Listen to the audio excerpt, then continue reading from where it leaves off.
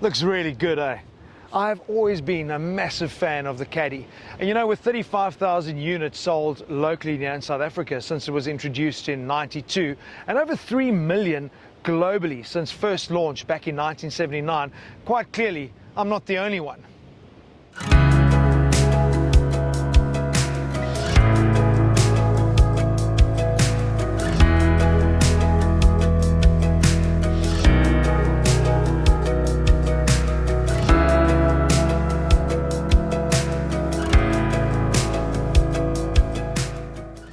It's a vehicle that offers so much versatility and practicality. And with the styling upgrades and the improved ride quality on this 5th generation, they were only going to broaden the appeal. You notice I said were going to broaden the appeal, because they have really screwed the pooch on this one. And all because of this. Yep, this is the only transmission that is available across the entire Caddy lineup here in South Africa, a 6-speed manual. There's always been a DSG available, so I really don't know what Volkswagen South Africa were thinking. Yeah, you've probably heard some mumblings online about it's all to do with the shortage of the microchips. Those poor microchips get blamed for everything. But if that is the case, then shout it out from the rooftops. Make it bold and clear in the press release. And at least update people on when you do expect to bring the DSG models to market. But 6 months after the launch, crickets, nothing. Even the salespeople that I spoke to are also in the dark, and that for me is just quite telling. I do have my own opinions on why I think they haven't brought the DSG to market, but I'll wrap up with that at the end of this review.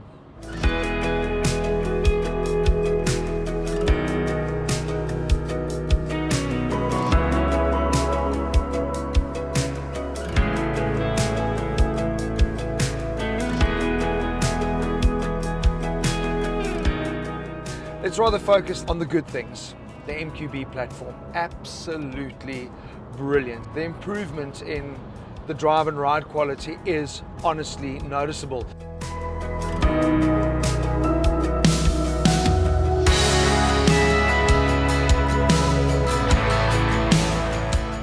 And as you'll see during this review, our trip to East London saw me using the Caddy in all applications, moving people around, loading gear, and it has literally handled all applications and any road surface and conditions that was thrown at it just brilliantly. It really is a marked improvement.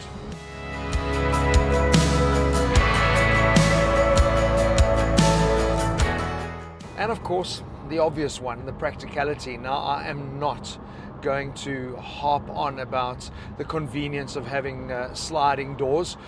I've covered that in my previous reviews of the Caddies, like in the one above. But what hasn't changed is you've got an option of 1 or 2 sliding doors. You can obviously tick the option list to have them motorized. And then from a tailgate perspective, also unchanged. You can have one massive tailgate like we've got, or you can opt for the dual doors. Super convenient.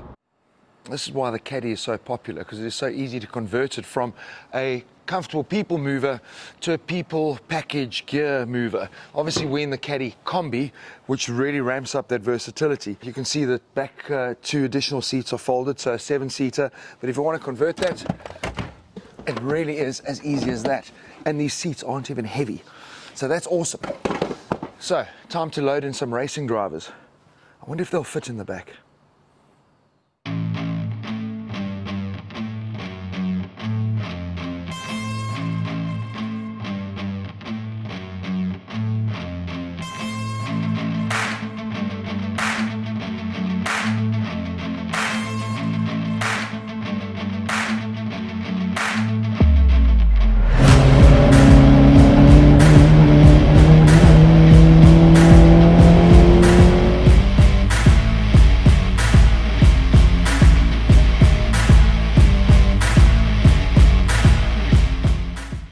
Are going in the back. Oh no. What?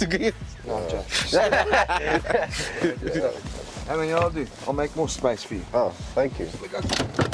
How much space can you make in this thing? No, you can fit in there. Go, load your bags. Let's go. I can actually fit in here. Yes, It's crazy.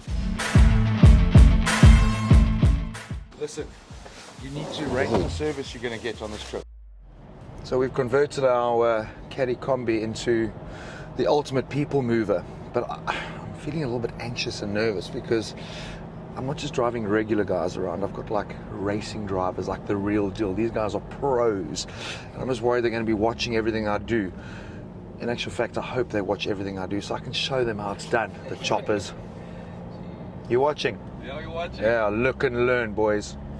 You're watching.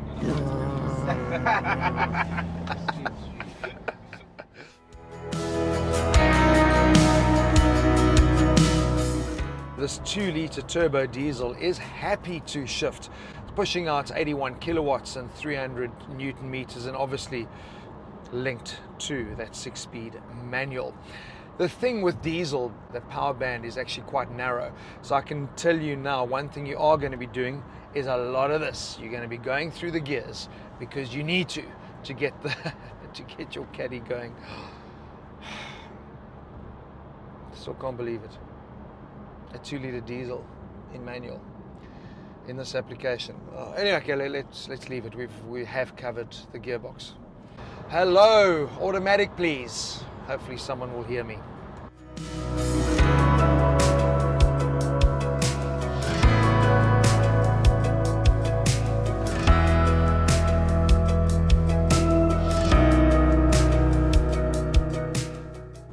Now VW claim 5.5 litres per 100 in this 2-litre turbo diesel. We've come nowhere near that, which is surprising considering most of our driving has been open road driving. But then again, I have been shuttling racing drivers around. The only other engine choice is a 1.6 litre naturally aspirated petrol, which they've also always had. That also produces 81 kilowatts, but it doesn't deliver anywhere near the punch that the diesel does with just 152 Newton meters. And that's why you can only get that engine in the short wheelbase models. It's not available in any of the maxis.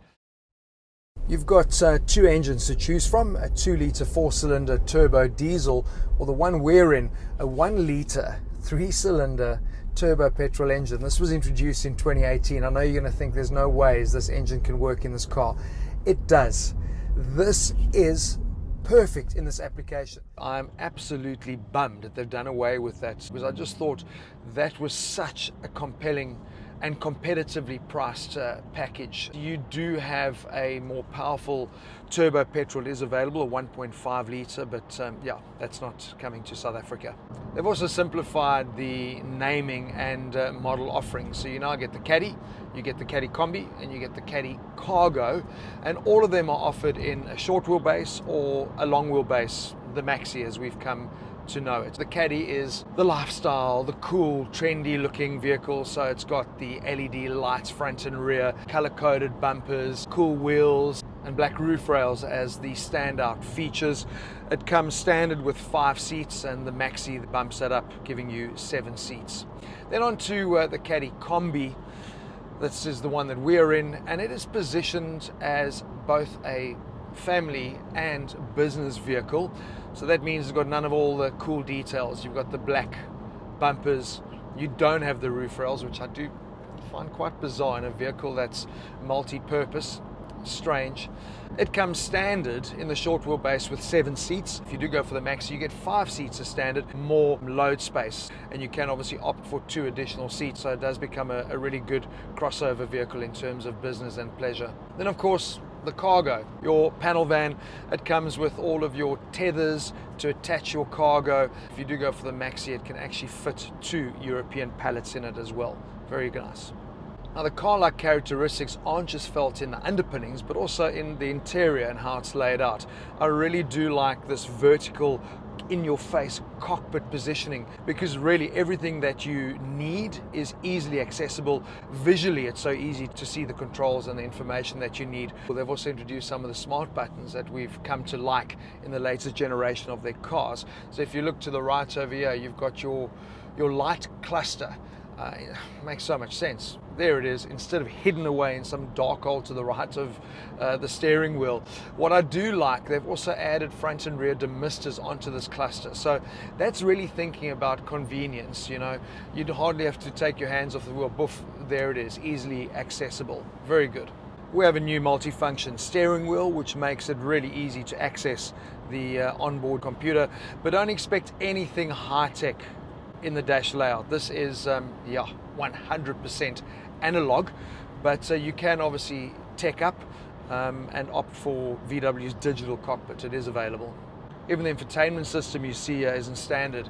We've been upgraded from a postcard to the slightly larger composition comfort, which also includes App Connect. Now there's another one-touch smart cluster which houses your climate control, your driver assistance packages, as well as your park menu. And it's all a little bit pointless. Why? Yeah, you guessed it, because none of it is standard. The park distance control, front and rear, as well as the rear view camera, that is an option. All those incredible driving assistance programs that they're raving about because they've now been added to this 5th generation Caddy, not standard. I mean, they can't even give us blind spot assist, which would be really cool. Almost forgot, we do not have cruise control. Seriously, no cruise control. And I just find that incredible. In a car, our Caddy Combi, that costs just shy of 500,000 Rand, that all of these things are optional extras. Jeez, like it's just bizarre. You're probably wondering, oh, is Marius done moaning? No, he isn't. Let me tell you why. Storage, layout, amazing. Here on the top of the dash, so much space for you to put books, maps, logbooks, whatever. They've even got a 12-volt charger if you want to connect your navigation system. This is brilliant, brilliant. The overhead storage compartment, which we love, yay, still there. But what they still haven't done is that they haven't rubberized any of it. So if you go and put your books, your keys, just slides around when you're driving. I just don't get it. Hop into a T-Cross or a T-Rock, and all of these little binnacles have got removable rubber mats so you can clean them, but your stuff doesn't slide around. Now this is the vehicle that requires that, because this is a vehicle that is being used. It's multi-purpose. I mean, how hard can it be? How expensive can it be to offer that?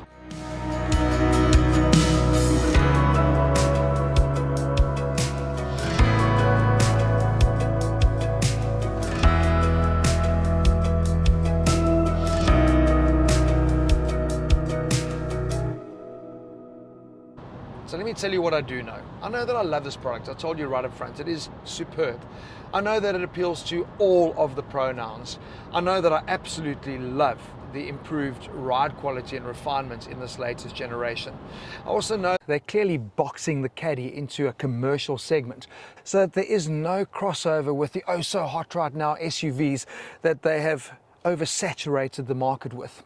The thing though is that the Caddy buyer, he uses his head when it comes to purchase, not his heart. So he is looking for practicality and functionality. There is no ways that he's going to be bought over by some sexy lines and hip marketing and make a T of himself in a Tiago or a T-Cross or a Tiguan or a T-Rock. No ways.